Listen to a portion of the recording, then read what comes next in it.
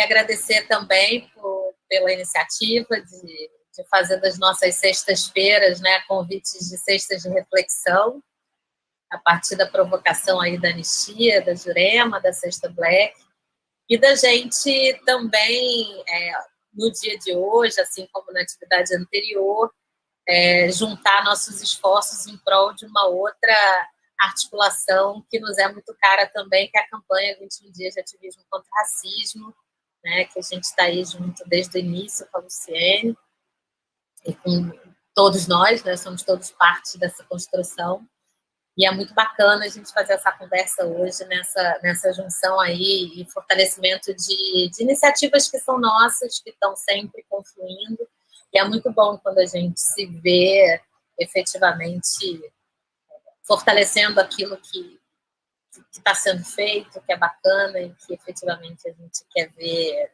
cada vez mais florescido. Bom, meu nome é Tula Pires, eu sou moradora de São Gonçalo, sou mãe da Dandara, sou bailarina, sou Equete de Odé, sou professora de Direito Constitucional na PUC do Rio,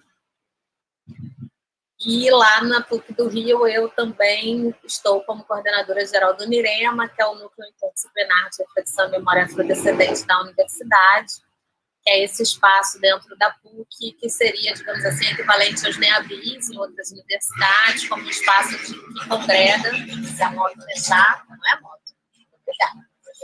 É um espaço que congrega as produções, as pesquisas dos diversos departamentos da universidade em torno da discussão sobre relações étnico-raciais. No meu caso, muito vinculando o campo do direito das relações raciais, mas, enfim, nessa coordenação geral aí a gente acaba também tendo mais contato e trabalhando mais de perto de outras frentes e de outros campos também. No campo da ação política mais direta, né, além de tudo isso, né, porque cada uma dessas partes também implica ação política, tenho a associação com Crioula, né, que é algo que efetivamente tem canalizado boa parte dessas minhas preocupações, da maneira pela qual eu vou agir politicamente, mas também na Assembleia Geral da Anistia Internacional e no Conselho do Instituto Crime e Sociedades. No ano passado, eu tive um período de visitante no Centro Africano de Gênero da Universidade da Cidade do Cabo, e isso trouxe também aí uma outra esfera de ação entre africanas e amefricanas, que tem sido muito, muito valiosa nos últimos tempos, é algo que eu tenho dedicado e espero que os primeiros frutos comecem a aparecer para que a gente possa também trazer mais africanas e amefricanas para esse ciclo, para esses diálogos, para essas conversas. E há um pouco desse lugar, né, nessa articulação aí que começa mais diretamente no campo do direito das relações raciais, mas que vai se metendo, né, ou transbordando para onde é necessário, porque essa é um pouco a missão que a gente tem, que eu venho, né, que as minhas preocupações se colocam. Então, acho que num primeiro momento, como apresentação, seria isso. Porque eu tenho que ficar mexendo aqui, eu vou agora, peraí, deixa eu... É difícil. Não, olha só, eu vou ficar meio falando aqui, mas deixo você para dar continuidade, né? Assim, eu acho que comecei rápido, não te agradeci, né? Como é que eu começo assim, né? Então, assim, queria agradecer muitíssimo, muitíssimo mesmo, né? Você ter topado estar com a gente aqui, né? É uma pessoa que eu conheço pelos trabalhos, não conhecia pessoalmente, a gente se encontrou, né, pessoalmente numa banca, né, do Alexandre, que daqui a pouco ele deve estar chegando aí, por sinal, né? E realmente, assim, a gente até conversou, e também conversando com o grupo, né, da importância de ter você aqui no programa, né, para trazer para o programa uma discussão que muitas vezes é deixada de lado, né? há uma preocupação, que é justa, claro, né, sempre se pensar a questão da classe, né, isso, né, e se coloca, eu vou fazer uma comparação meio besta, mas é meio economia ou saúde, né, e aí se pensa assim, afinal, é classe ou raça, como é que é isso, né, o que é mais importante, como se houvesse, né, essa competição, né, entre esses conceitos, né, então eu acho que a sua presença aqui, para mim, Tula, tem muito a ver com isso, né? O convite que a gente faz é exatamente poder ouvir uma pessoa que tem trabalhado no campo do direito, que tem trazido a questão das relações raciais, entendido, né? Acho que como a gente, como o meu grupo todo, e eu acho que com a grande maioria que está aí presente também, né? Entender que não dá para a gente entender o Brasil sem pensar a relação racial, né? Então, eu acho que é muito nesse sentido, então a sua presença é muito, muito valiosa aqui. Tá? Agradeço muitíssimo, muitíssimo mesmo. Tá? Eu acho que a gente pode dar o pontapé e depois a gente vai conversando, né? Sinta-se à vontade, tá? A sala é sua. Tá bom, obrigada. Então, eu vou um pouco começar menos falando de questões que estão no trabalho, que eu propus como ponto de partida para a gente conversar, porque é isso, como eu consegui mandar ele para vocês, eu estou imaginando que tem coisa que já está ali, que a gente pode comentar, a gente pode colocar para debate, mas que talvez não fosse tão interessante eu começar falando disso. Então, eu queria trazer alguns elementos que não estão escritos ali, mas que informam o que está escrito ali, né? E uma delas é a maneira, e aí é um pouco uma maneira de seguir com a apresentação, né? Esse trabalho ele é um pouco um resultado de um esforço que é mais amplo, né? Como tudo que a gente faz nessa lógica de um esforço de construção coletiva, que na PUC a gente tem organizado no grupo de pesquisa Direito em Português. E o que a gente faz no Direito em Português? Né? Tem todo um investimento em não só estudar, mobilizar, conhecer um pensamento negro produzido no contexto brasileiro, em conversa com a América Latina, porque Lélia Gonzalez acaba sendo a âncora, né, central desse grupo, desses estudos, por tudo, né, por ser um grupo de pesquisa que se ancora na PUC, que foi a universidade que Lélia deu aula, né, e que terminou a vida dando aula lá, foi diretora do Departamento de Ciências Sociais e Política. E a partir dessas múltiplas lentes de interpretação sobre o Brasil, sobre estruturas de funcionamento do Estado brasileiro, que ela já nos oferece, a gente engaja com o pensamento da Lélia e tenta perceber o direito a partir desse lugar e dessas referências. E Lélia nos leva a outras tantas referências do pensamento negro brasileiro, e nos leva também ao encontro de representantes importantes do pensamento produzido na América Latina, né? Pensamento negro produzido na América Latina em grande medida. E por que eu estou falando tudo isso? Eu acho que isso informa as escolhas dos autores e das autoras que são mais referenciados nesse trabalho, né? Então, é um trabalho que usa categorias que podem encontrar outras formas de mobilização em autores que são, inclusive, muito mais citados e utilizados no campo do direito, mas que, no nosso caso, a mobilização acaba seguindo essas influências e esse esforço que a gente faz. Um esforço que na PUC é realizado pelo Grupo de Pesquisa Direito em Português, mas que é articulado com outras universidades e outros grupos que estão espalhados também, alguns em faculdades de direito, outros em outros espaços de outras universidades. Então, um grupo que no campo do direito é muito diretamente relacionado com a gente, com as produções que a gente faz, né, e nós com eles, é o Grupo Marés, da Universidade de Brasília, que congrega também alunos que não são só do direito, mas que tem um grande número de alunos principalmente do mestrado e doutorado em Direito da UNB, e também em Salvador, na Federal da Bahia, alguns pesquisadores que ou são oriundos, né, ou ainda integram o grupo do professor Samuel Vida, também sobre Direito e Relações Raciais, ou estão também sediados muito ali na Faculdade de Educação. Diretamente agora, estou falando da professora Ana Flauzina, que é a professora com quem eu escrevo esse artigo. Então, essa minha conversa com a Ana Flauzina é uma conversa que nasce dessas preocupações. Quando a gente começa a conversar mais de perto, Ana não estava na Faculdade de Educação, estava ainda dando aula na Faculdade de Direito, e a gente tinha esse esforço comum de tentar perceber os principais dilemas, desafios que nos acometem a partir desse pensamento que foi produzido tendo como ponto de referência a experiência do racismo no contexto brasileiro, e a gente segue nessa toada, juntando, obviamente, com outras referências que têm uma centralidade no contexto latino-americano, mas que certamente também se espraiam tanto para o pensamento negro produzido nos Estados Unidos, quanto para alguns autores e autoras também do continente africano.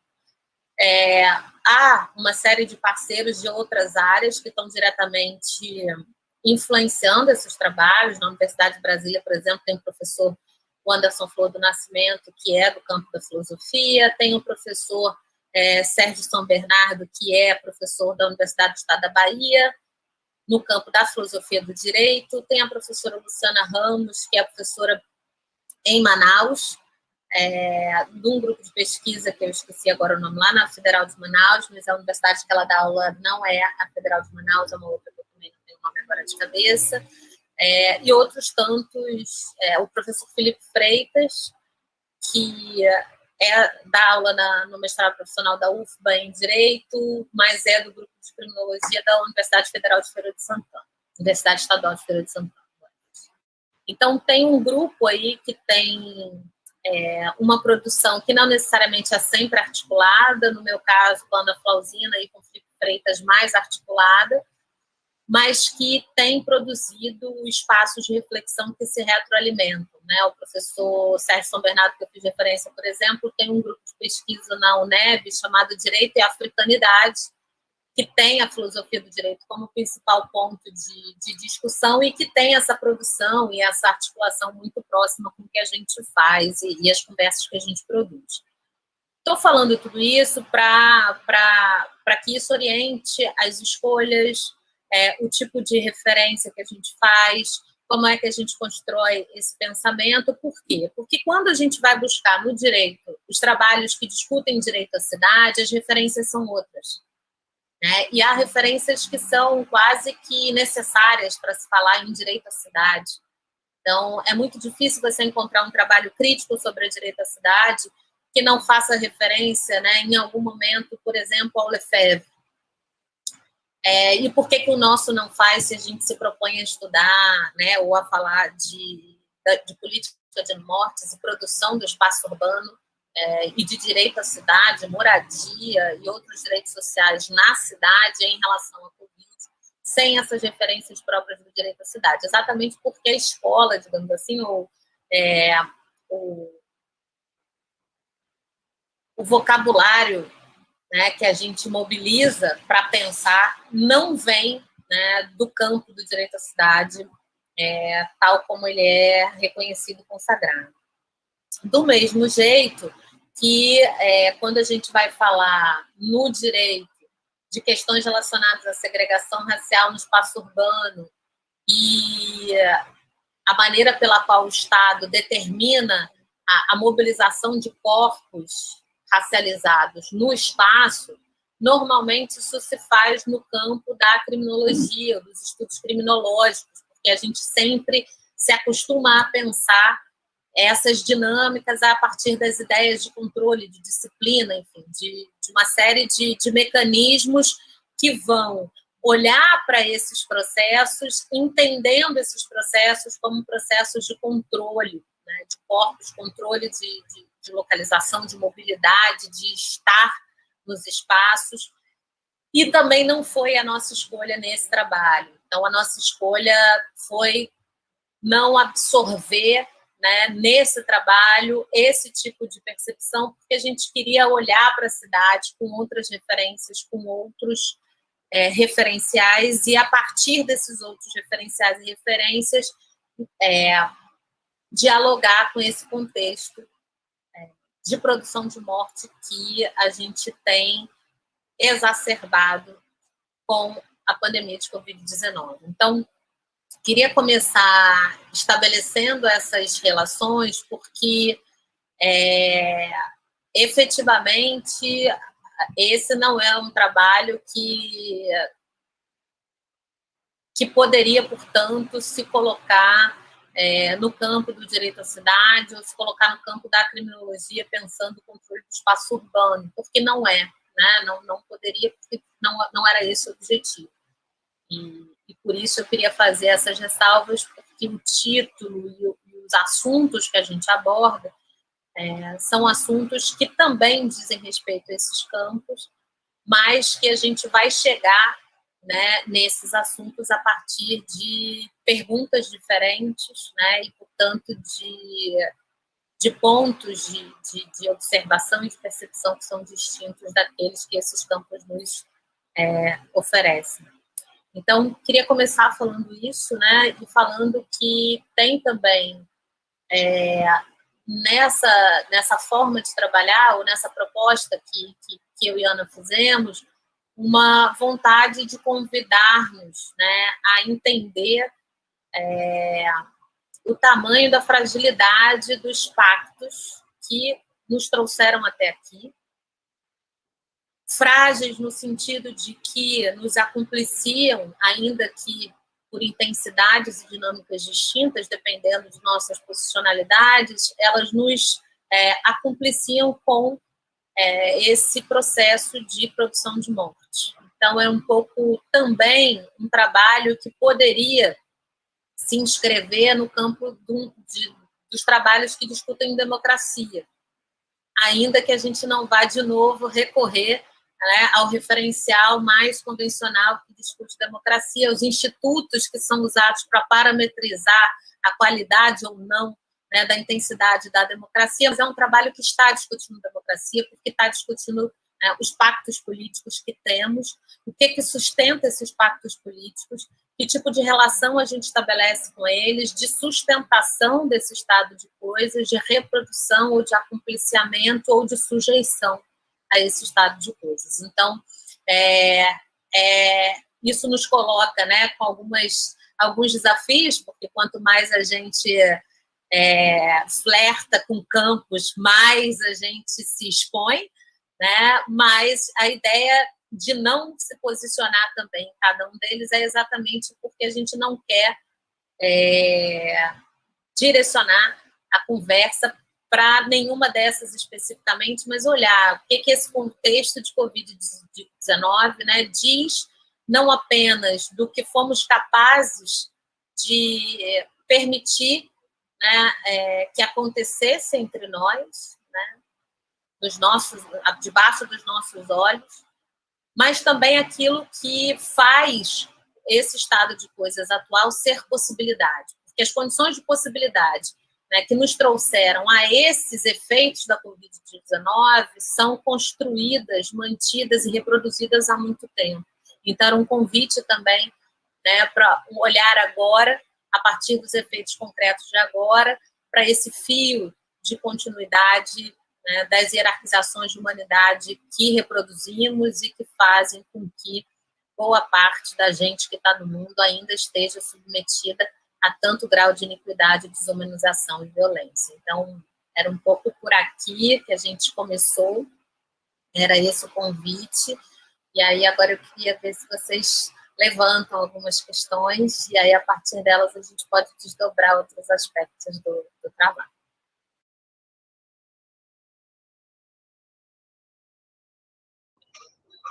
Deixa eu só ver se eu consigo voltar aqui o negócio. Espera aí. Não. Você tirou o som. Espera aí. Denise, você não é boa nisso. Eu agora, eu não... Ah, tá, já entendi, pronto, já foi.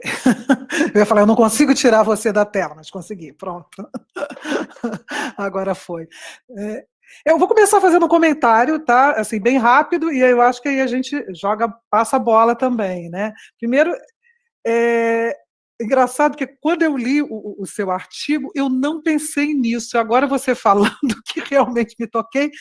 Caramba, falar sobre direito à cidade sem falar em Lefebvre, né? Que audácia! Realmente eu não tinha pensado. Não, assim, eu acho que eu não pensei também porque eu não senti falta. Possivelmente foi isso que aconteceu, né? Mas eu acho que isso é muito interessante, né? Pensar que referencial, quais foram as escolhas que vocês fizeram, né? Eu acho que tem não no artigo, mas pensando um pouco nos trabalhos que a gente, né, tem buscado fazer aqui, né, num grupo de estudantes, eu acho que razoavelmente grande, discutir quais são os referenciais que nos interessam. E aí independe, inclusive, né, pensar em que campo que a gente está falando, né? Mas, ao mesmo tempo, isso é um risco enorme, né? É um risco muito grande. Você fala assim, falar de democracia, mas sem falar, né, nos tradicionais, né? Porque tradicionalmente, quando você vai olhar um trabalho, né, isso é um costume nosso, né, de você, vamos lá olhar a bibliografia, né, e aí aquele olhar meio de avaliador, né, não estou falando que é o meu, mas estou pensando, né, de uma forma geral, caramba, mas espera aí, está falando sobre direito à cidade, mas não usa esse autor, os grandes, né, os consagrados, né, como é que é trabalhar dessa forma, né, como é que isso primeiro que assim, eu acho que é legal que você está falando também de uma construção que é coletiva, não é uma coisa individual, né? Você citou vários nomes, mas eu queria que você falasse um pouco disso, né? Talvez sair até do conteúdo, mas pensar na questão das referências que vocês vêm trabalhando e como é que né, você não usar esse... E por que também? Eu acho que vale, né, a gente até imagina por quê, mas eu queria que você comentasse um pouco mais sobre isso. Né? Tá.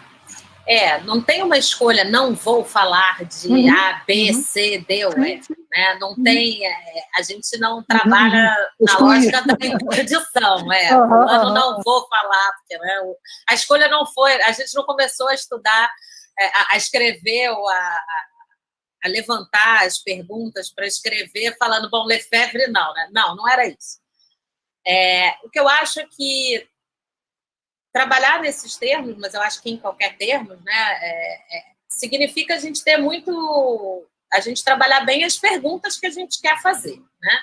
Então, aquela aula de metodologia que a gente acha um saco, aquela hora que a professora está falando, você fica assim, problema de pesquisa, ok? Sou professora de metodologia, pois tá? né? Aí fica todo mundo olhando para sua cara, falando sim, problema de pesquisa, tá, Denise? Já entendi. E, no final das contas, para mim, essa é a grande chave de qualquer trabalho acadêmico. Né? Se você tem uma pergunta que você consegue definir efetivamente essa ou essas perguntas de pesquisa, são as perguntas que orientam todo o percurso de produção, né? E aí o percurso de produção está desde dos levantamentos iniciais que a gente faz, ou aqueles primeiros esboços e tentativas de articulação, que eu costumo brincar e dizer que é dever de casa, né, que não entra no trabalho final, até as primeiras versões do trabalho, até a última versão, a defesa, o que vem depois das defesas, né, e das conversas, quando a gente apresenta esses trabalhos em outros fóruns e tem a capacidade de aproveitar outras leituras, outros olhares sobre eles. Eu acho que quando a gente tem as perguntas formuladas de forma em que a gente identifique o que você quer falar, isso ajuda, né, isso a guiar quem é que vai te ajudar a fazer essa conversa. E essa é a nossa proposta. As perguntas, né, elas têm determinado com quem a gente fala ou não. Então, o Lefebvre não está porque ele não nos oferece insumos para desdobrar os elementos que a gente quis perguntar. Isso significa que não serve para nada? Não, é claro que talvez eu só consiga falar isso hoje porque li muito Lefebvre, né? E possivelmente já tive que utilizá-los quando fiz outras perguntas e tinha algum grau de conforto de dizer, bom, aqui eu sei que ali eu não vou encontrar os argumentos, as críticas, ou inclusive um pouco a lente, né? Quando a gente fala lente, a captura, o ângulo, né? O ângulo de captura que eu precisava para o que a gente, né, no caso desse trabalho específico, o ângulo de captura que a gente precisava para enxergar melhor aquele enquadramento que a gente quis propor. Então, vem por aí. Então, zero interdição, não tem aqui apego nem a nenhum ismo ou ad, tá? Eu quero fazer um trabalho que pega a perspectiva tal e a partir daí eu vou... Não começa daí. O que orienta o trabalho tem sido as perguntas. E por isso tem sido muito coletivo, porque não é fácil fazer essas perguntas. Essas perguntas certamente nunca são definitivas e nunca são as mesmas desde o início até o fim do trabalho. Quando você entrega o trabalho, né, as perguntas continuam ainda em discussão. E é possível, a partir dessa dimensão mais coletiva, a gente refinar a pergunta, refinar o olhar, refinar o enquadramento, olhar o ângulo, que cada um puxa para um lado, e tem sido muito prazeroso fazer isso coletivamente, fazer isso a partir de pessoas que certamente têm acúmulos distintos. E esses acúmulos distintos também nos ajudam muito nesse processo de identificação de que perspectivas teóricas e metodológicas podem nos auxiliar mais ou menos. Isso tem sido muito bacana porque a gente conta, né, com esses múltiplos acúmulos. Talvez num processo mais individual seja mais difícil, porque é pouco provável que uma pessoa consiga acúmulo em áreas muito distintas, né? Então, fazer coletivamente significa também ter a possibilidade de, nessas relações de confiança, quando você tem, né,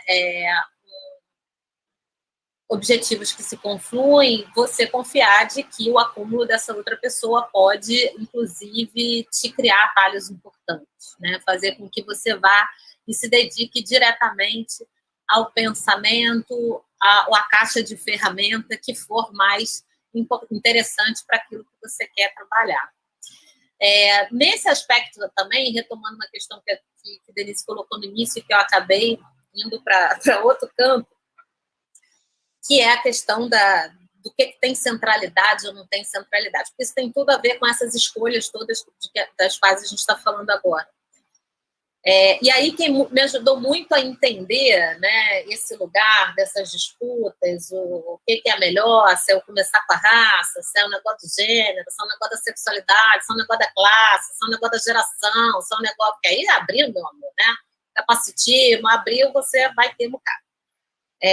Quem me ajuda muito e organizou para mim a maneira pela qual eu lido e passei a lidar com isso foi a Oti Curiel, que é uma autora dominicana. Hoje em dia, alguém que se dedica, né, tem todo o investimento numa construção, inclusive dos aspectos mais metodológicos do feminismo decolonial.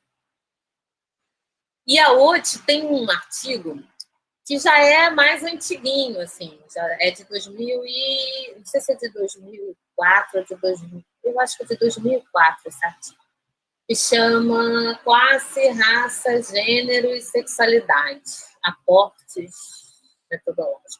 Eu posso ver aqui certinho, depois e dizer para você. E nesse artigo, lá pelas tantas, ela faz uma pergunta que, para mim, é a chave dessa história. Exatamente porque a gente não trabalha na lógica da interdição. Então, eu estou menos preocupada em saber qual categoria você dá centralidade. A pergunta que ela faz é o que significa renunciar categorias? Essa, para mim, é a pergunta a se fazer. Então, seguindo o Bell Hooks, né, o que eu gosto de fazer diante desses questionamentos quando colocam para a gente? Devolver com novas perguntas. Então, quando alguém me pergunta, mas por que você dá centralidade à raça, por que você dá centralidade ao gênero, eu pergunto o que significa renunciar. Essa é a pergunta que me interessa efetivamente enfrentar. O que significa renunciar a categorias? Porque, de novo, eu não vejo problema na pessoa que quer trabalhar um um determinado aspecto ou perceber um fenômeno exclusivamente pelo viés da classe. Não vejo nenhum problema, desde que essa pessoa me diga, no seu trabalho, por que ela está renunciando raça, por que ela está renunciando gênero, por que ela está renunciando sexualidade e outras coisas. Por que eu quero que ela me diga? Porque a resposta a essas perguntas vão me dizer o que eu posso aprender com esse trabalho. Vou tentar falar de outra maneira. Por que eu não vejo problema nenhum em ler trabalhos que são essencialmente centralizados na classe, por exemplo? Porque quando esses trabalhos estão centralizados na classe, amplificando as dimensões de classe sobre um determinado fenômeno, eu, que não estou preocupada só com a classe, consigo perceber ali, inclusive, alguns aspectos de como funciona o racismo. Inclusive de como funciona o patriarcado. Então, me permite, aquele microscópio que ele faz com a classe, me permite entender melhor o funcionamento do racismo. Eu não estou dizendo que ele faça isso, eu estou dizendo que eu, porque não estou lendo esse trabalho, tendo a classe como único ponto de referência, e estou preocupada, quando leio esse trabalho, em tentar entender o que significa a renúncia dessas outras variáveis e categorias naquele trabalho. Eu consigo fazer isso quando leio. Ou, pelo menos, se não consigo, é a minha tentativa e é o exercício que eu vou fazer quando pego esse trabalho para estudar. O mesmo acontece com todos os outros. Quando eu pego um trabalho que é centrado exclusivamente no gênero, significa que eu vou rasgar e falar isso não me interessa, eu não tenho que aprender com ele, porque esse trabalho está ignorando a dimensão do racismo? Não. Esse trabalho pode estar ignorando a dimensão do racismo. Agora, se essa autora ou autor me disser por que está renunciando esses outros, eu vou fazer muito melhor esse exercício, porque eu vou botar menos palavra na boca dos outros. Né? Quando eu estiver lendo, eu vou botar menos palavra na boca de quem está escrevendo. Porque essa pessoa já vai, em grande medida, me dizer por que ela lateralizou essas categorias. Né?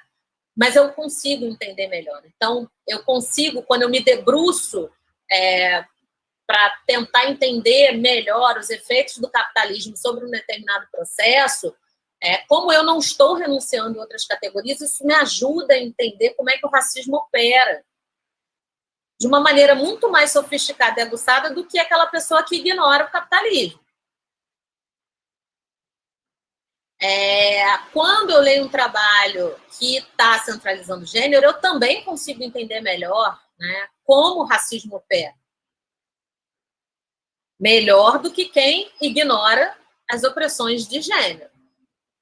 Certo? Agora, ter essa pergunta da OUT como farol é melhor para todo mundo. Porque a partir do momento, quanto mais você é obrigado a justificar nos seus trabalhos por que você está renunciando a determinadas categorias que são estruturais e estruturantes daquilo que somos, da relação que temos, de como funcionam as nossas instituições, né?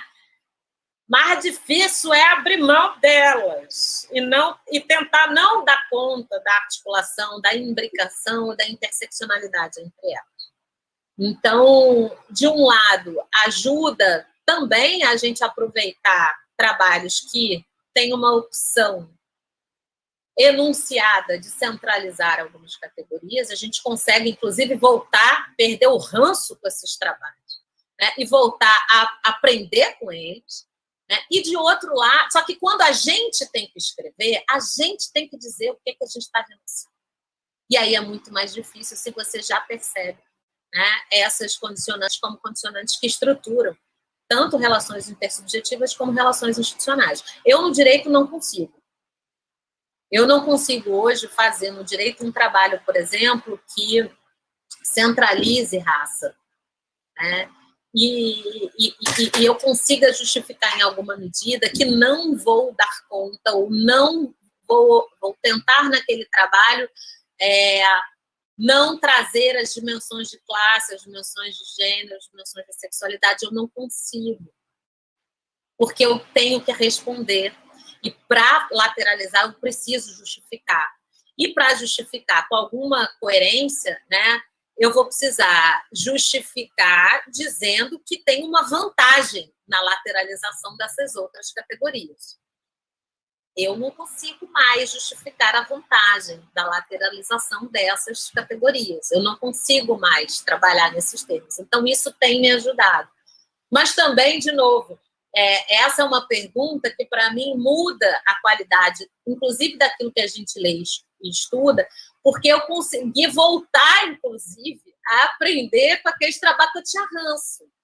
Porque as pessoas, né, elas lateralizam, e isso passa para a gente um reforço desses papéis, né, de hierarquização dos novos saberes, de epistemicídio, enfim, de uma série de outras categorias que fica difícil lidar com as criaturas, né? Mas, quando a gente faz essas perguntas e tenta ver, bom, peraí, nesse aspecto específico, o que eu estou vendo, o que eu posso ver, o exacerba, que é um pouco o exercício que a gente fez nesse texto com a pandemia. A pandemia inventou alguma coisa? Não. Mas trazer a centralidade para esse momento significa que a gente está apagando o traço de contínuo? Não, não precisa ser necessariamente isso. Agora, o fato da pandemia, ela colocar determinados aspectos no microscópio, porque amplifica processos de violência, isso pode oferecer aportes importantes, inclusive, para a gente pensar aquele contexto anterior onde a pandemia não estava presente. Quando eu trabalho muito, eu tenho nessa relação Estado, né, vem do direito constitucional, então é sempre uma preocupação muito grande com a relação Estado-sujeitos, né? Sujeito de direito, sujeito político, sujeito histórico, Estado, que instituição é essa, como é que ela interfere, enfim, o que ela possibilita ou inviabiliza nas nossas trajetórias. E desse lugar, as instituições totais, elas acabam sendo um lugar, assim, de muito aprendizado, né? Então, quando eu olho para uma unidade prisional, por exemplo, eu estou tentando perceber alguma coisa através da unidade prisional, eu também não olho para a unidade prisional como se o que ocorresse lá não tivesse relação, ou, né, não tivesse diretamente em relação ao que somos, porque a prisão é uma opção política nossa, né? Ela é realidade porque a gente, qualquer pessoa dessa sala, ou desse canal, ou dessa conversa, em alguma medida mantém a prisão funcionando. A prisão não é um dado da natureza, né? Ela é uma opção política mantida por todos nós, assinada por todos nós, a sua manutenção todo dia quando a gente acorda.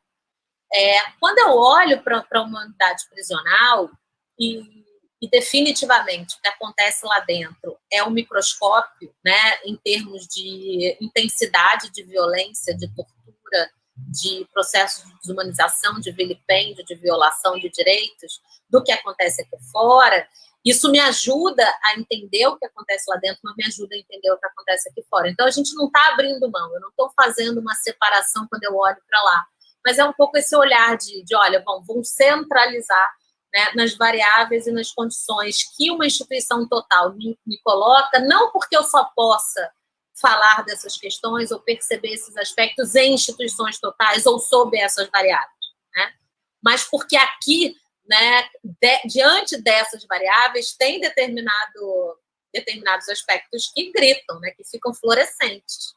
E aí não há quem não perceba, né, ou tem que ter muita vontade de não perceber. E isso faz com que a gente amplifique um pouco a capacidade de percepção para olhar para outros contextos e outras situações que não estarão necessariamente reproduzindo todas as variáveis. Vão ter muitas que são comuns, não é acaso, né, que o tipo de violência, o tipo de sujeitos vilipendiados, o tipo de violação de direitos que acontecem com os mesmos grupos e os mesmos direitos. O que muda é a intensidade, né? E o tapa na cara. Tula, eu vou agora, então, reproduzir aqui um comentário. É um comentário, depois tem perguntas, tá? Que vieram lá pelo YouTube, tá? É da Ana Marcela Terra. Ela fala assim, ó, falando de Covid, a população carcerária de maioria negra está morrendo muito mais e com pouca visibilidade. E aí vem a pergunta. Você trabalha com a perspectiva abolicionista ao pensar nas prisões? Como isso se relaciona à população negra?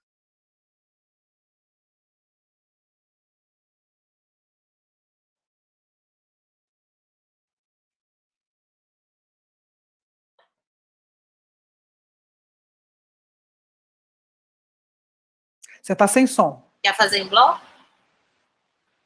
Então deixa eu só voltar aqui. Eu sou muito lenta aqui com o negócio, mas vamos lá. Teriam perguntas, então, aqui, gente? Porque do YouTube veio essa. Vamos lá.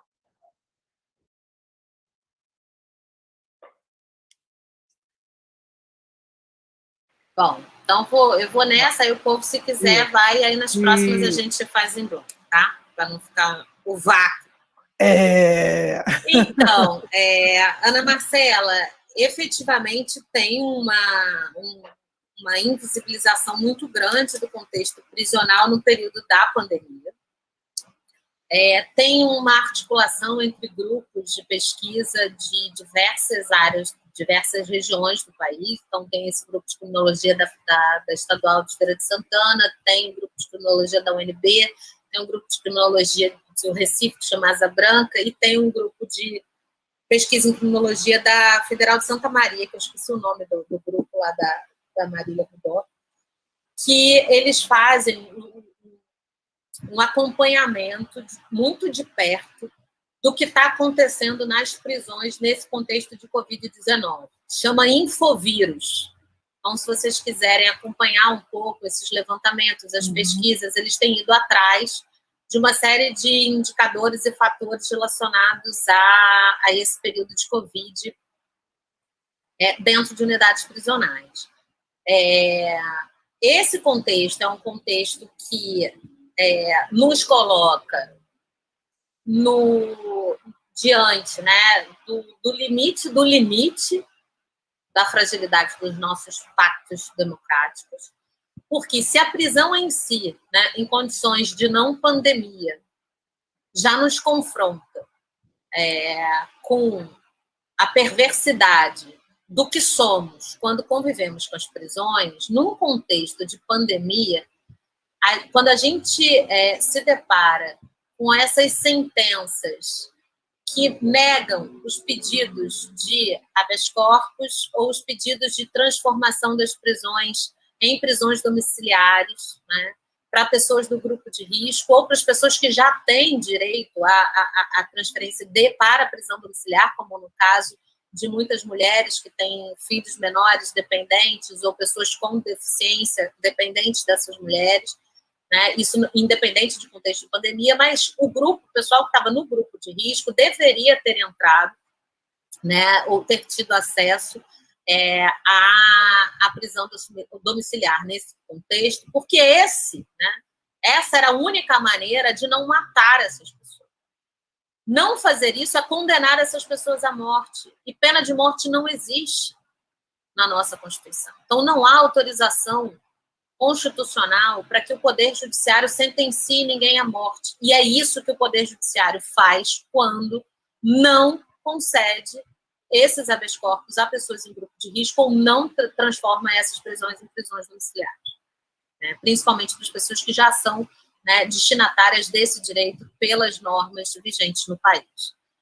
Para além disso, quando a gente pensa em política pública, e aí efetivamente o caso brasileiro no campo da Covid né, a gente fez um retrato ainda muito inicial, porque o trabalho, né, é escrito no primeiro semestre de 2020, então tem um contexto ali, um retrato muito inicial do que é a pandemia, e estava longe ainda do que a gente está vivenciando agora, depois dessas descobertas de novas cepas, depois de toda essa impossibilidade de termos acesso a vacinas, né, de termos políticas públicas e discurso público compatível com o processo de tentar reduzir os danos próprios, né, desse contexto de pandemia. A mesma coisa a gente pode dizer pela ausência de testagem, né, e por pelo absurdo que é sequer a gente se questionar do fato de que pessoas privadas de liberdade não estejam na fila de prioridade de vacinação. não pode. Qualquer pessoa que se entenda, né, defensora de ideais democráticos é alguém que não pode não ter se perguntado, pelo menos, né, e óbvio que se perguntar é muito pouco, mas não ter sequer se perguntado por que pessoas privadas de liberdade não estão na fila de prioridade da vacinação. Porque essas pessoas, elas estão privadas de liberdade por uma decisão do Estado. O Estado é o principal garantidor da vida dessas pessoas. O que o Estado faz, né, quando não as coloca nessa fila de prioridade da vacinação, é, de novo, sentenciar essas pessoas a morte, né?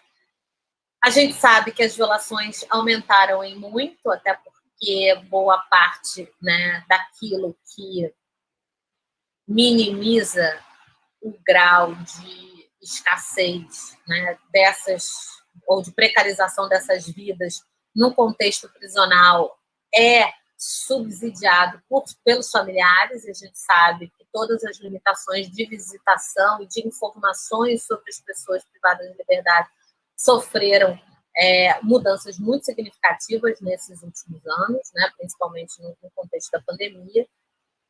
E o que a gente teve logo no primeiro semestre, que foi ainda, o Moro estava no Ministério da Justiça, e era vinculado, né, portanto, à sua pasta, o Departamento Penitenciário Nacional, é que, se de um lado não se via investimento em testagem, se impedia de uma maneira não transparente e com informação muito inadequada os processos de visitação, né, dos familiares, de terem acesso à informação sobre as pessoas, de constituir espaços seguros de comunicação para essas pessoas, porque isso é possível. Ah, mas não, isso vai aumentar. Bom, vai aumentar se a gente achar que só tem uma forma de fazer, né? Mas se em um hospital você consegue pensar, né, para uma pessoa que está contaminada, em alguns casos, em algumas formas de garantir algum grau de comunicação, se quiser, a gente pensa também, né, em manter o direito à comunicação, porque é um direito à comunicação, isso é algo previsto, né, nas normas sobre execução penal no Brasil, nos tratados internacionais sobre execução penal que o Brasil é signatário. Se a gente quisesse, a gente pensaria, né, em outras formas, como a gente fez com tudo. Ninguém faz do mesmo jeito que antes, né? E também por que a gente vai imaginar que só é possível pensar em visitação em unidade prisional como era antes, não dá para ser desse jeito, então corta, né? Se fosse assim, a gente não estava fazendo muita coisa, inclusive trabalhando, né? Então, o que acontece?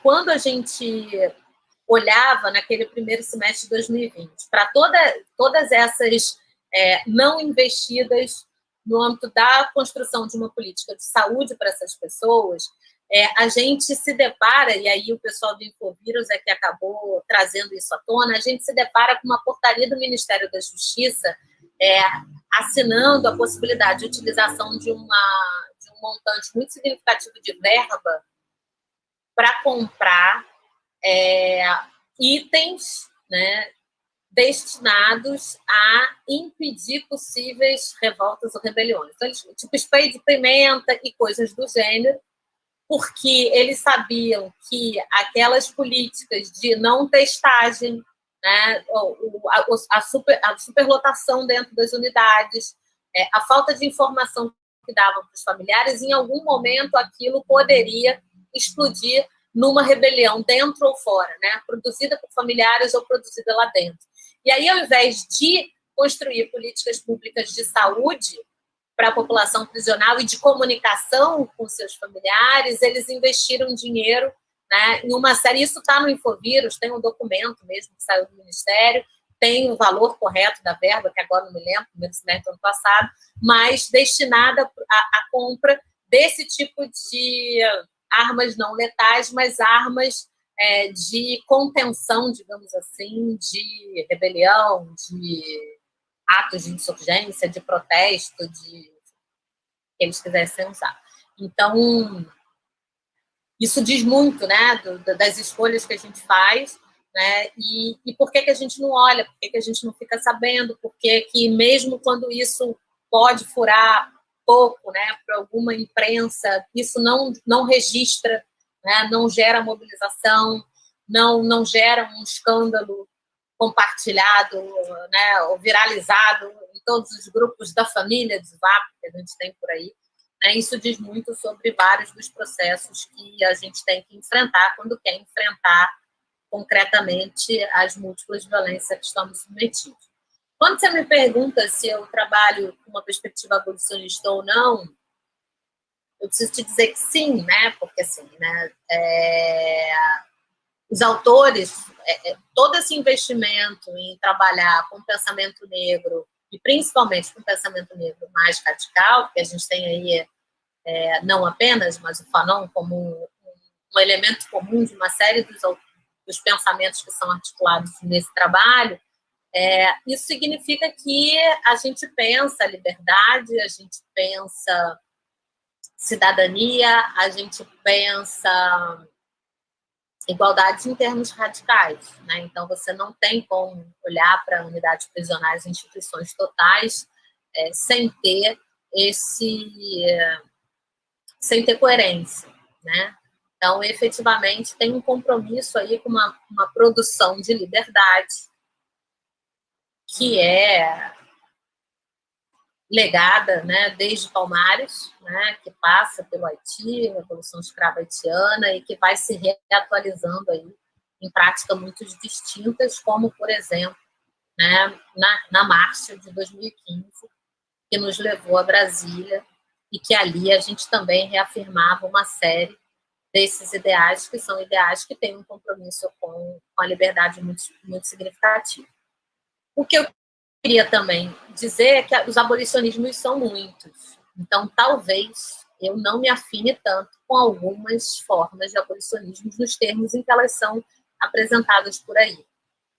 Então, definitivamente, o abolicionismo que me interessa é esse que tem ressonância e articulação com essas tradições de pensamento, ou essa tradição de pensamento que eu venho trabalhando. Ali, sim, aquele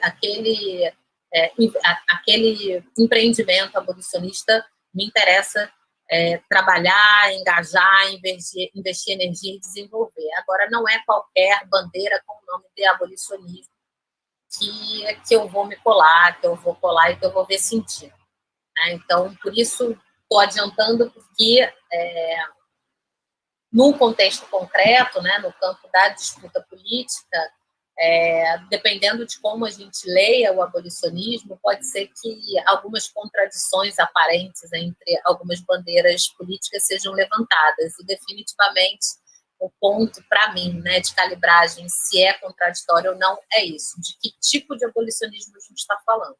Né? Porque a reprodução do abolicionismo do século XIX no XXI eu não vou colar, né? Não me enche os olhos, e por mim, se quiser dizer que não, tudo bem. Então, de novo,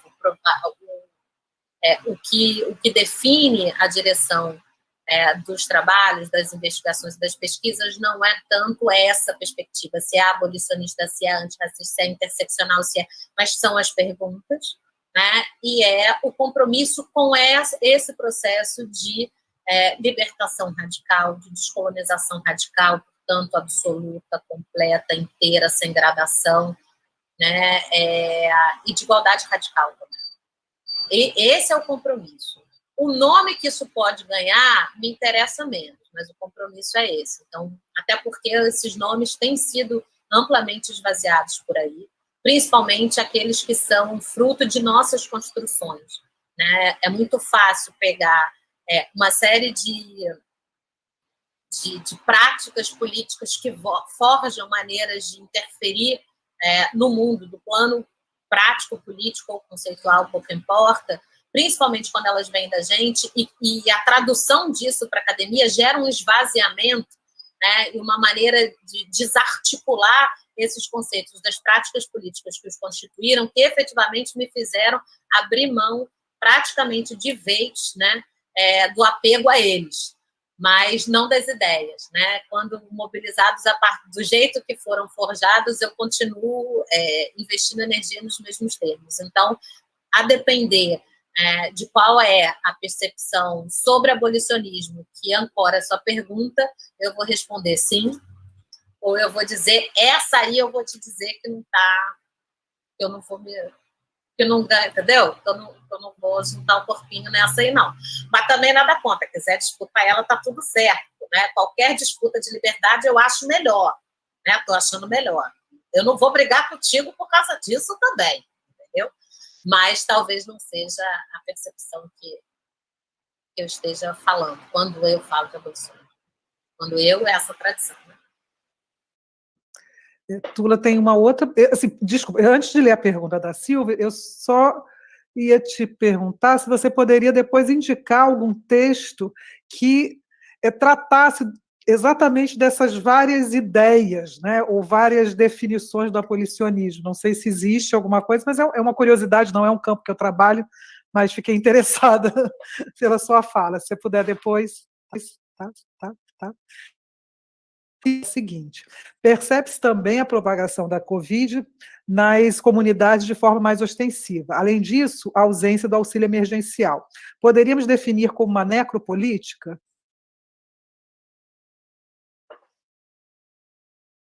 Sim, Silvia. Né? Se isso não é necropolítica, não é isso?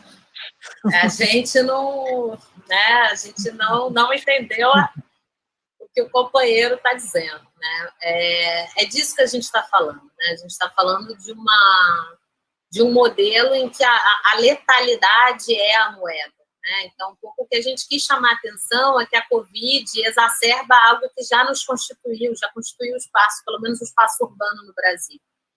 Exatamente porque o que a gente quis chamar a atenção nesse trabalho era isso, né? O quanto a letalidade foi e é o critério em torno do qual se organiza o espaço urbano e a circulação na cidade, quem mora onde, quem vai ter acesso a quê. E aí a gente está falando tanto das dimensões de infraestrutura, saneamento, água, energia e outras coisas do gênero, quanto a gente está falando, né? A gente está falando de mobilidade, e com mobilidade, acesso ao trabalho, acesso à educação, acesso à saúde, se tem ou se não tem, qual é o contexto. A gente está falando de política de insegurança pública, né? Porque se é a letalidade que organiza os lugares, né, de produção de morte, eles terão essa morte produzida das mais distintas formas, né? E os espaços em que a vida é exercida e protegida como atributo exclusivo, todas essas áreas vão agir no sentido inverso, né? E as discussões acerca de renda, produção de renda, renda básica, auxílio emergencial, todas elas também vão estar diretamente articuladas a isso, né? Eu me lembro que no início, quando a gente começa essas iniciativas de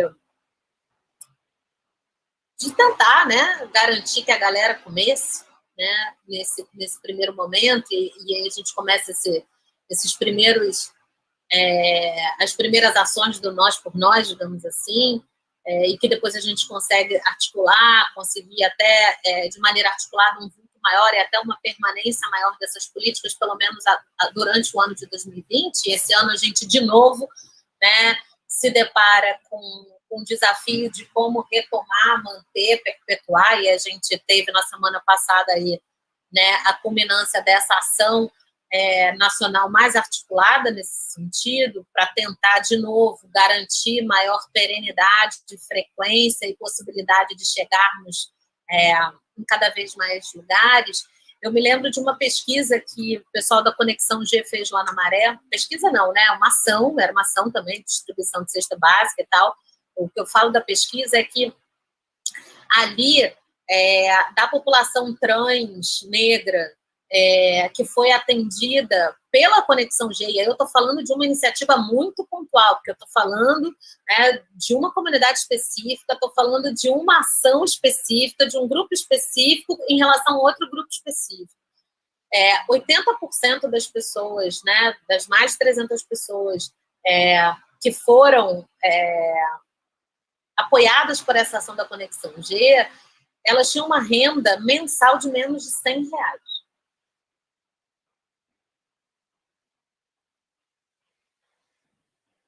É isso que a gente está falando, né? É para isso que a gente tem que olhar, porque às vezes a gente olha uns contextos mais amplos, macros, que são contextos que tendem a invisibilizar uma série de atores e atrizes, porque era um grupo que estava olhando com centralidade para a população negra, trans, moradora de favela.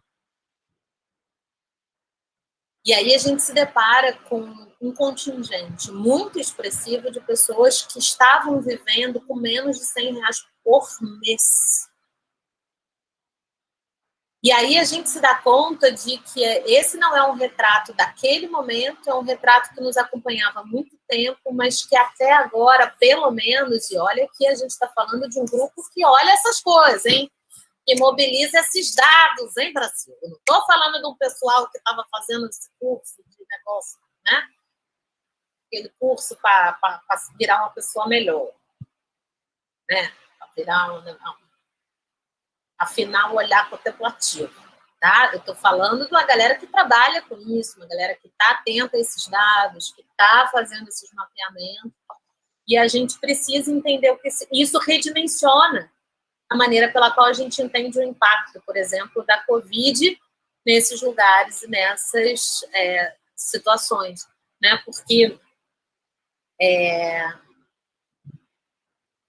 a gente entende que há grupos que não só têm a sua precariedade determinada de uma maneira muito direta, como, inclusive, o tipo de ação que a gente precisa fazer vai passar por processos muito difíceis.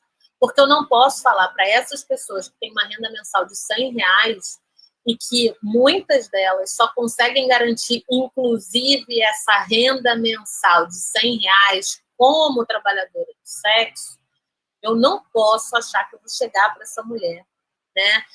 E falar para ela exatamente o que eu falo para a vozinha que está também na favela, também numa precariedade muito grande, mas que está do lado de fora da casa, que está conversando com a vizinha. Eu não posso falar de isolamento dos mesmos jeitos. Eu não posso pensar a proteção dessa mulher do mesmo jeito que eu penso a proteção dessa senhora que está do lado de fora, porque não, entendeu? Daquele senhorzinho que está do lado de fora, porque se ele não tomar cerveja dele, não dá conta, ele vai ficar no botiquim, ele vai botar a máscara dele no cotovelo, né? Vai dizer, não, tô aqui, tô com máscara. Não, eu só dei uma saidinha, eu tô cumprindo o isolamento. Eu não posso falar com esse contingente, né, nesses termos, com o que eles estão oferecendo para a gente sobre retrato de realidade, a mesma coisa que eu falo. Isso não significa dizer que eu esteja me acompliciando com a exposição desproporcional dessas pessoas, ou esteja negligenciando o que essa exposição pode trazer de risco afetivo para elas, mas eu estou falando de alguém cujo risco, né, é capaz de garantir os tais R$100 por mês. Isso muda, gente, isso muda a relação com as coisas. Então, é um pouco isso, né? Se a gente pode ou não pode, como é que a gente lida com esses processos, o que a gente faz, o que a gente entende, como é que a gente vai agir. Acho que o fato agora, né? Essa bola já está sendo cantada há muito tempo, né? De que a gente estava fora dos processos de vacinação, né? Isso agora só está sendo comprovado. Né, do mesmo jeito que a gente esteve fora das primeiras políticas públicas ou da possibilidade de sermos protegidos pelas políticas públicas que estavam sendo colocadas como as mais efetivas. Né? A gente sabe do problema que foi ter acesso à água, e é ainda, né? Enquanto o acesso à água é algo que nos impede de nos protegermos, né? A gente sabe, enfim, tudo isso. E a gente sabe, para mim, o retrato da pandemia é a morte do Miguel, é o assassinato do Miguel. Para mim, tirando esse retrato, né, um pouco que a Conexão G me ofereceu, né, olhando para esse contingente, trabalhando com esse grupo de mulheres trans, e fazendo a gente perceber, né, tudo que a pandemia significa na vida da sociedade a partir do que elas nos oferecem, né, quando ganham centralidade. Para mim, o outro retrato muito representativo é o caso do Miguel. Né? É de quem fica obrigado a trabalhar, nos termos em que fica obrigado a trabalhar, quem consegue ficar em casa, quem não consegue trabalhar de casa, né? Quem, ao trabalhar, a maneira pela qual a gente expõe, né, grupos inteiros, né? Por isso a gente fala de necropolítica, mas a gente fala de genocídio há mais tempo. Né? Antes da gente usar o termo necropolítica, a gente está falando desde a década de 70, junto com a Abdias, de genocídio. Né? Porque o Miguel só estava, né, com a Mirtes naquela casa porque não basta expor esta mulher à morte. Né? Essa exposição ela precisa também gerar efeitos imediatos sobre todas as pessoas que dependem, né, dessas mesmas mulheres. E a gente sabe o que aconteceu, sabe os desdobramentos, acompanha a perversidade, a baixaria que o sistema de justiça tem feito no caso da Mirtes. Né? E também, se não acompanha, não acompanhar é um problema.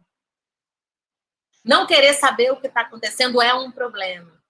Né? Querer que chegue, né, se o caso da Mirtes não for um caso capaz de chamar todo mundo à responsabilidade, eu acho que não há outro. E não é algo que necessariamente a Mirtes ou a articulação de mulheres negras de Pernambuco precisa colocar na roda, precisa colocar no espaço público. É algo que precisava ser tomado por cada uma de nós como, né, a retirada de um dos nós. Porque é disso que se trata. Porque é isso que mantém esse estado de coisas. É a ausência de pressão sobre os atores e atrizes do sistema de justiça que ficam invernizando, né, o racismo e a perversidade. Um monte de teoria que não se sustenta de pé, né, ao sopro do próprio Miguel, de 5 anos, é por isso que essas coisas continuam. Né? E a gente, de alguma forma, acaba endossando, acaba achando que é um problema que não nos diz respeito, que é um problema do outro e tal. E é por isso o meu medo de alguns conceitos. Né? Eu acho que aconteceu um pouco isso com a ideia de necropolítica. A ideia de necropolítica, quando chega no Brasil, me parece que ganha um verniz de algo que coloca essas políticas de morte numa esfera que não nos diz respeito. Por que eu estou trazendo o caso da Mirtes, por exemplo, como um caso para dizer é um problema quem não acompanha o caso da Mirtes e não quer saber o que está acontecendo agora? Porque se a gente quiser levar a necropolítica a sério, a gente precisa saber que a gente integra essa engrenagem que mata. Não dá para lidar com a necropolítica como algo que está numa esfera inatingível, algo que acontece lá, algo que eu não integro, que eu não faço parte, que não me diz respeito, mas que projeta efeitos sobre mim. Se a gente for lidar com necropolítica nesses termos, é melhor não lidar. Porque a gente esvazia o potencial político que a necropolítica nos oferece. Que o conceito, né, a necropolítica em si não nos oferece potencial político nenhum, nos oferece morte, tá? Mas o potencial político do conceito, da ideia. Porque para que deveria servir esse conceito? Para que a gente tivesse uma percepção mais nítida, né, daquilo que nos inviabiliza. Enquanto sujeito, enquanto povo, enquanto nação, enquanto projeto de democracia. Se a gente não usa, né, esse conceito para perceber isso e, a partir dessa percepção, nos entendermos enquanto parte desse processo e contra ele agirmos, é melhor não entender. Porque aí vira um nome, um conceito, um slogan que a gente fica citando. E não serve para porra nenhuma. Né? Definitivamente mas o problema é quando a gente esvazia o sentido político dessas construções. Definitivamente são construções que poderiam fazer com que a gente produzisse outras intervenções e incidências concretas nessa realidade. Mas tem tido muito mais, tem alimentado muito mais os indicadores de impacto acadêmico e referência do que propriamente a realidade concreta das pessoas que, né, se a gente lidasse com isso de outra forma, poderiam estar vivas do nosso lado. Então, acho que é um pouco isso. Assim, acho que foi uma boa pergunta para eu caracterizar, inclusive, mais concretamente o que eu tinha falado antes. Olha só, tem mais... são 2 comentários, né? Mas eu ia perguntar também se aqui entre a gente, que está aqui na tela, se teria alguma outra pergunta, porque a gente faria aquele blocão, né? Que eu acho que juntava aqui. Deixa eu só fazer assim, isso. Senão eu já leio aqui o comentário da Silvia, da Rosane também, da Rosane Romão. Sigo aqui, então? Vou lá, então, tá? A Silvia, então, ela continua, tá? Falando assim, isolamento social é privilégio de classe também. E a Rosane Romão, ela faz uma hashtag aqui, Justiça por Miguel, e lembra aqui para a gente, né, do caso dos meninos de Belford Roxo, que desapareceram, e temos um silêncio sobre o caso, que também faz parte dessa necropolítica.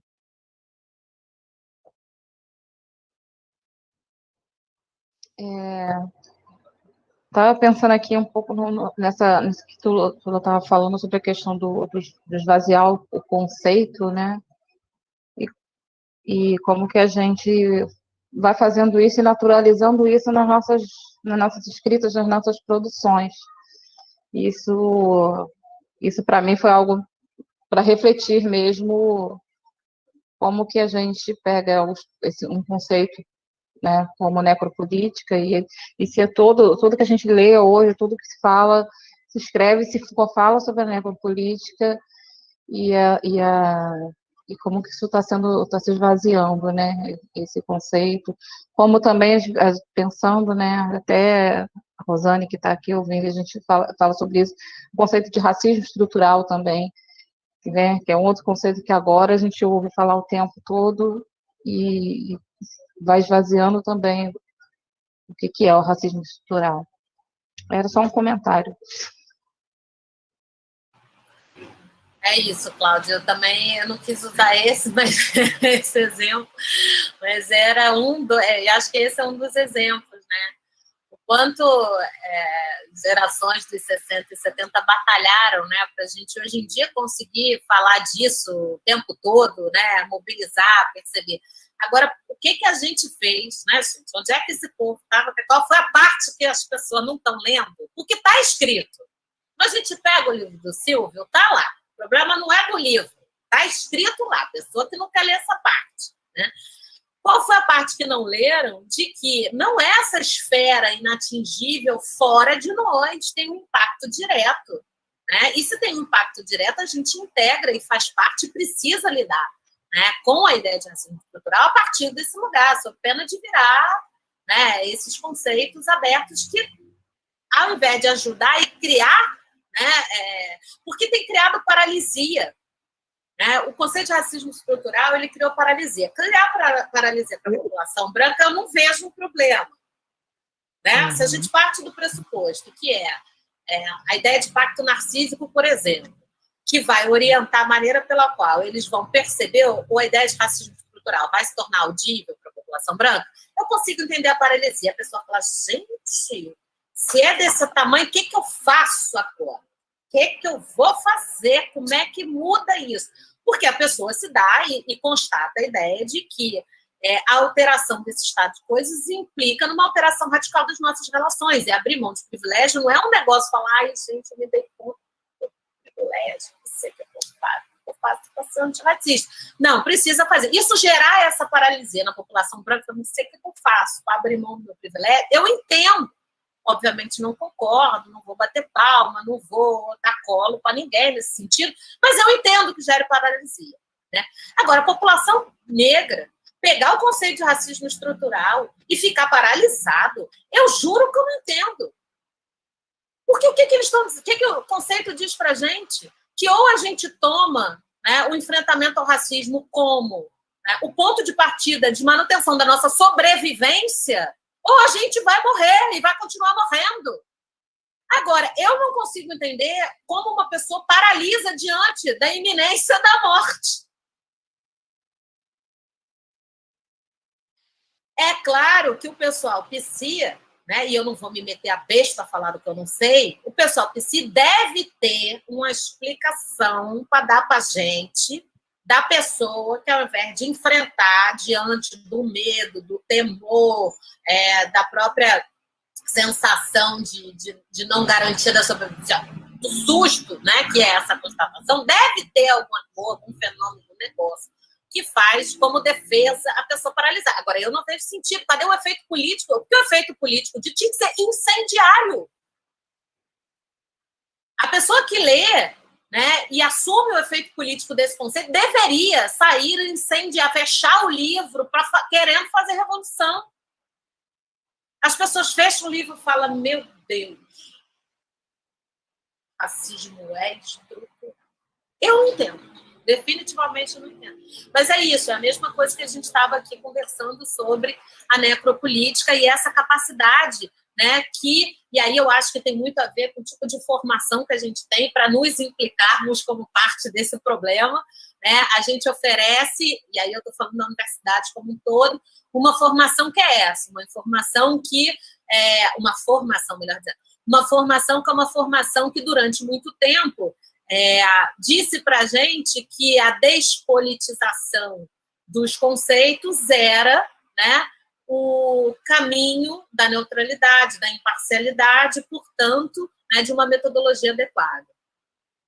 Só que a gente já está jogando isso por terra há tanto tempo, gente. Né? Por que a gente joga por terra até a página 2 também? Né? De novo, bora trazer o efeito político disso, e acho que é isso, né? Então, Silvia, era disso que a gente falava quando eu trouxe o exemplo da conexão G e pensava em isolamento. Para além daquilo que a gente ainda explorou e consegue ver quando pensa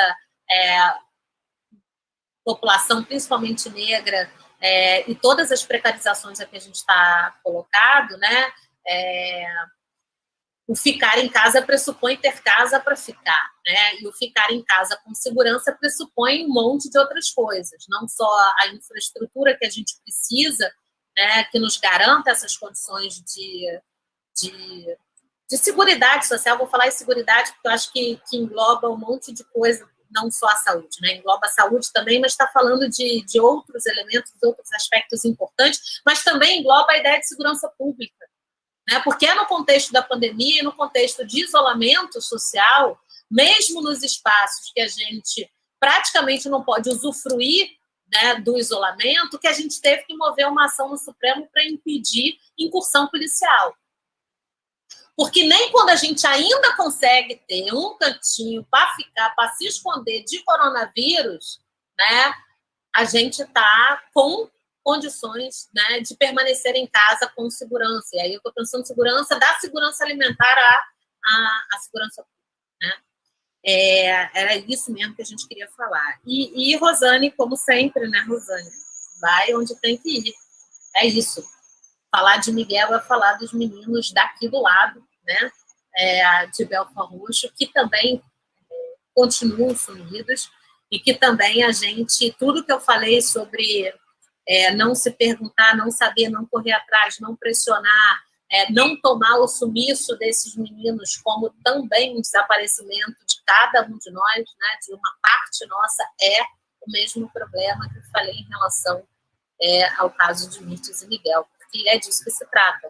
Porque quanto mais a gente alimenta essas engrenagens, mais a gente consolida essas condições de possibilidades que fazem, né, o nosso extermínio ser a moeda de troca das principais forças políticas desse país.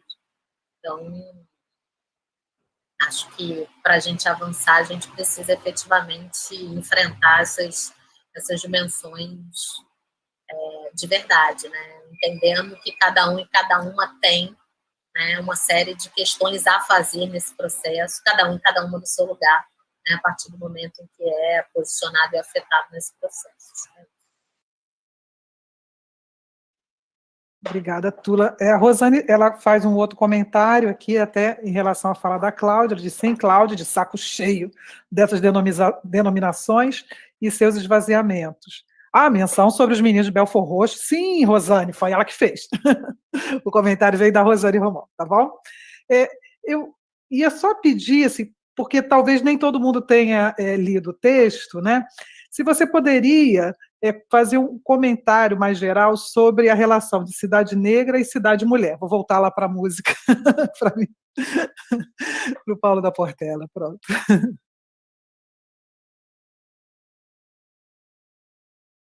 Som.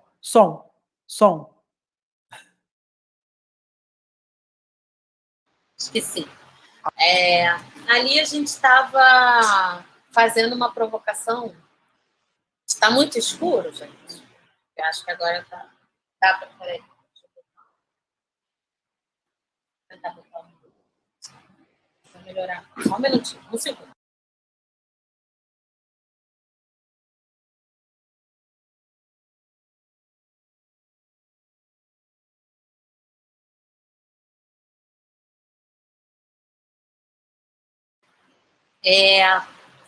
O que eu e a Ana tentamos fazer ali, né? A gente estava lendo essas políticas de isolamento, que, como foi falado aqui pelo pessoal que está acompanhando a gente, é algo que, em si, já determina quem pode ou não pode ter acesso a essas políticas, em que contexto, né, com quais limitações, em que medida. Então, definitivamente, quando a gente bota isso em questão, a gente não está contestando o fato de que o isolamento é o que a gente tem, né, e hoje a vacina como elemento concreto de maior prevenção, né, em relação à pandemia de Covid-19. Então, ninguém está colocando isso em questão, definitivamente, mas a gente estava colocando em questão o quanto que essas condições estruturais, né, trazem como desafio para a gente vivenciar essas políticas públicas de prevenção ou de promoção da vida. Por isso que a ideia de uma política de morte, da morte enquanto uma política pública que organiza a gente na cidade, que organiza a gente no mundo, foi levantada no primeiro momento. E depois a gente começa a perceber que nessa distribuição do espaço urbano, nessas cidades distintas, que a gente tem, por exemplo, nos territórios que a gente habita, e aí a gente pensou, né, muito na composição, digamos assim, do espaço urbano do Rio de Janeiro, mas a gente pode levar isso para outros lugares. A gente estabeleceu uma diferença entre cidade branca e cidade negra, por exemplo. O que não é novidade para ninguém, né? A gente foi em Fanon. Fanon também faz uma diferença entre a cidade dos colonos e a cidade dos colonizadores. É claro que ele, quando está falando, né, da cidade dos colonos e da cidade dos colonizadores, ele também não está dizendo que sejam cidades estanques, que não haja relacionalidade, que não haja possibilidade de estar, né, nessas duas cidades, mas ele também vai fazer a gente perceber quais são as regras que determinam as condutas e a própria ideia de mobilidade em um e em outro, que é algo que não é novidade para a gente. E a gente fez o paralelo, né, mais rápido, né, da cidade dos colonos como a cidade branca, né, a partir da cidade branca do Rio de Janeiro, da cidade negra, que vai estar em todos os espaços onde nós estamos.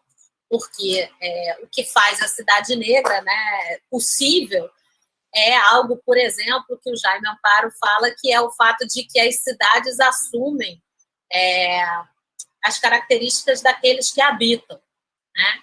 Então, as partes, né, do Rio de Janeiro que são habitadas predominantemente por pessoas negras, elas acabam ganhando os contornos dessas pessoas, dessas posicionalidades, mais do que as pessoas, porque a gente não está biologizando nada, mas o que ele está dizendo é o tratamento dado a esse lugar, a essa esfera da cidade, vai ser o tratamento equivalente ao tratamento que se dá aos corpos que nela habitam. Então, é por isso que a cidade branca, que é a cidade que vai ser habitada predominantemente por pessoas brancas, ela vai ter lógicas distintas daquelas de pessoas negras, porque esses espaços vão ganhar esses contornos. Quando o Fanon fala de zona do ser e zona do não ser, é uma outra maneira de falar. Ele não está tornando geográfica essa distribuição entre zona do ser e zona do não ser, ele está falando de outros aspectos, mas a gente está aqui usando essa dimensão exatamente para entender o que move nesses espaços. Então, se na cidade branca o acesso à legalidade, o acesso à liberdade está colocado, está previsto, e é exercido enquanto um atributo exclusivo, mesmo quando, episodicamente, por conta do exercício do trabalho ou por qualquer outra estada excepcional na Cidade Branca, pessoas negras estão lá, nem quando estamos na Cidade Branca seremos tratados como se trata a Cidade Branca, porque o exercício da liberdade, da legalidade, o acesso à legalidade é um atributo exclusivo. Então, por isso que eu estou misturando as duas coisas. Enquanto que na Cidade Negra, a violência é a regra, e é ela quem dita a maneira pela qual os conflitos vão não só eclodir, como serem, como será a composição desses conflitos.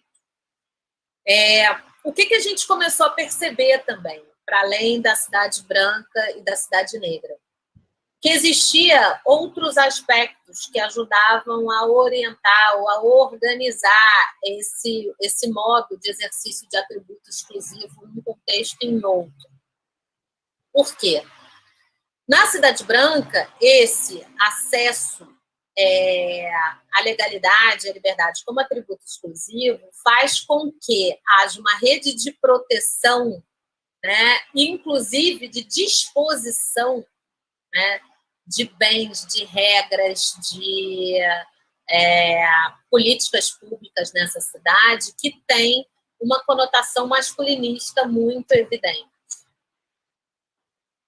que é essa lógica mais articulada em torno do patriarcal. Então, tem um sujeito de referência dessas cidades brancas que também vai imprimir sobre elas uma série de outras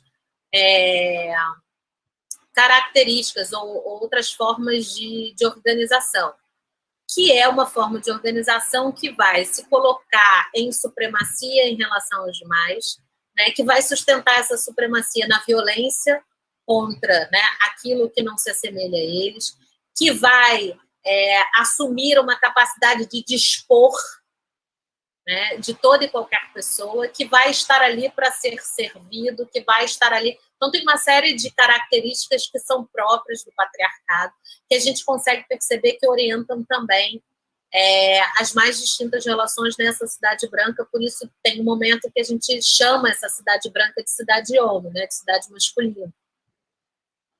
Quando a gente olha para a cidade negra, que é essa cidade que a violência é a regra, e que não só os conflitos, mas a forma de composição dos conflitos é também parametrizada pela violência, a gente está falando de todo um modelo de organização que é visto como disponível, que é visto como passível de ser invadido, que é visto como cuja violência não é sequer, em muitos casos, registrada como violência. A gente vê nessas cidades a repetição daquilo que nos forjou enquanto Estado, que foi o estupro de mulheres negras e indígenas. É um pouco a reprodução desse estupro, ganhando novas dinâmicas e se reatualizando, que faz com que essa cidade negra sofra o tipo de violência que ela sofre. Por isso, a gente, no final das contas, quando pensa em incursão policial, quando pensa em disponibilidade de entrada, de invasão, de vilipêndio, de não reconhecimento e não registro numa sociedade, em sentido mais amplo, do tipo de violência que acomete esses lugares, como esse paralelo de violências que são produzidas contra mulheres e contra mulheres negras. Por isso, esse paralelo de que as cidades negras fossem cidades tidas como mulheres. É claro que a gente não é só isso. E exatamente porque as mulheres negras não são só isso, é que a gente também, quando olha para as cidades negras, a gente sabe que ali há a produção de vida, a gente sabe que ali tem o Nós por Nós, a gente sabe que ali vão ter uma série de outros, né, elementos de resistência que ancoram a maneira pela qual a gente também vai enfrentar e se opor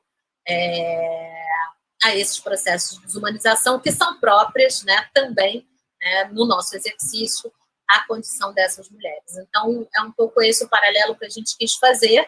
Claro que não para essencializar nada, nem simplificar os aspectos em um outro, mas porque a gente percebeu, principalmente no contexto da Covid, diante do que a gente levantou de dados mais objetivos no campo das múltiplas formas de violência que aconteciam num contexto e em outro, a gente conseguiu ver isso, porque o tipo de proteção que se dá a alguns dos espaços brancos, né, da cidade, que poderiam resolver boa parte dos problemas de isolamento desse contingente negro, que não tem acesso a esse tipo de proteção, é tão desproporcional ao tipo de enfrentamento no campo da saúde pública que a gente precisava fazer, que a gente precisou fazer isso, né? É quase herético imaginar que espaços da cidade branca que estão vazios, que não estão ocupados e que poderiam produzir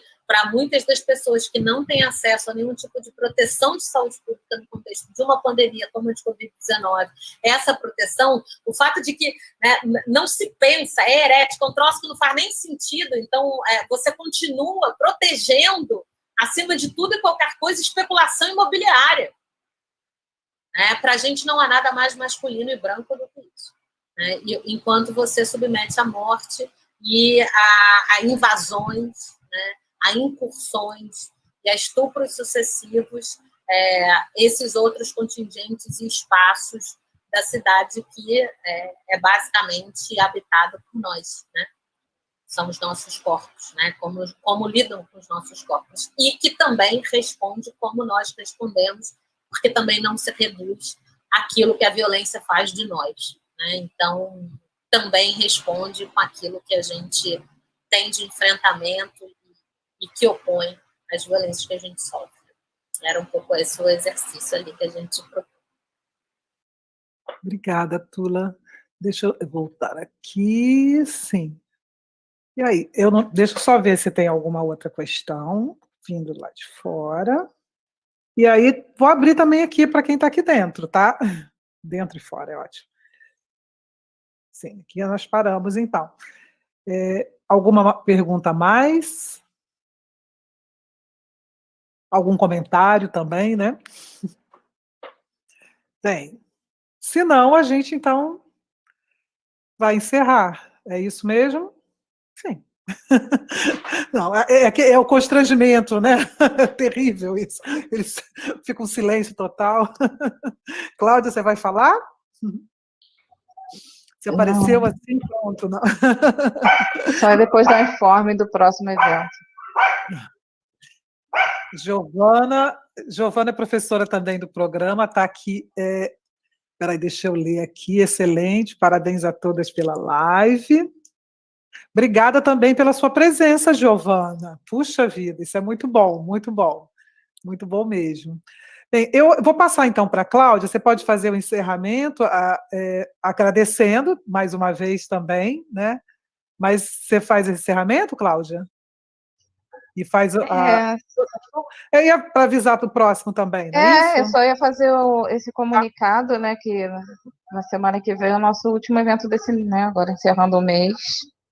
Mesmo assim, está terminando a agenda dos 21 dias, né? Lembrar também que ainda tem atividade final na agenda, acompanhar a agenda dos 21 dias nas redes sociais, 21 dias de ativismo contra o racismo. No dia 21 tem a atividade coletiva. E nós teremos aqui no dia 26/3, também nesse horário às 16 horas, o professor Eduardo Posidônio, que vai falar sobre os caminhos dos sagrados, ritos centro-africanos e a construção da religiosidade afro-brasileira no Rio de Janeiro do 800. Para lembrar, agradecer a Tula, agradecer a presença, né, de todos que participaram com a gente esses 3 dias, estão participando, e lembrar que temos mais um evento semana que vem. A gente é fominha mesmo, né, Cláudia? A gente não aguentou só os 21, a gente quis mais, foi isso que aconteceu.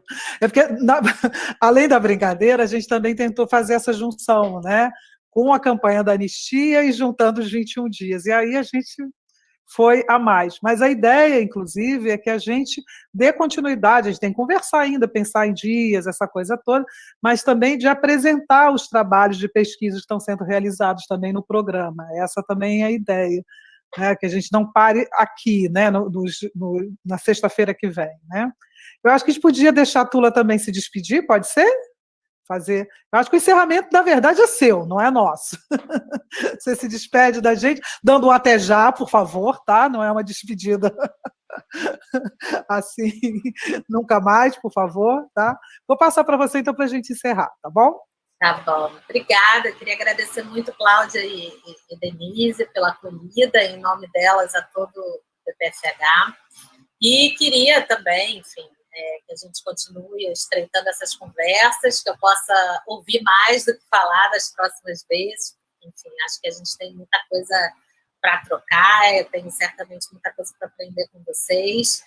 E espero que a gente tenha conseguido fazer uma conversa que tenha alimentado imaginação de liberdade, de responsabilidade política e de anseio de democracia, né, entre nós, e que seja a primeira aí, né, oficial, digamos assim, a primeira conversa oficial de muitas outras que venham. Queria aproveitar também para falar de uma outra atividade que acontece hoje, às 19 horas, também, no âmbito da agenda da campanha dos 21 dias, que é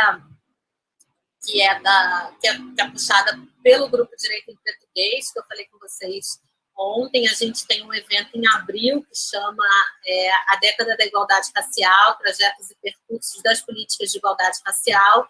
Esse evento de abril, nos dias 13, 14 e 15, ele tem alguns grupos temáticos, né? E o que a gente aproveitou para fazer ontem e hoje, né? Então, nas atividades dentro da agenda dos 21 dias. A gente aproveitou para deixar as coordenadoras dos GTs falarem com a gente. Então, porque normalmente coordenador de GT a gente só tem acesso ao que elas têm a dizer, quem vai para aquele GT específico, né?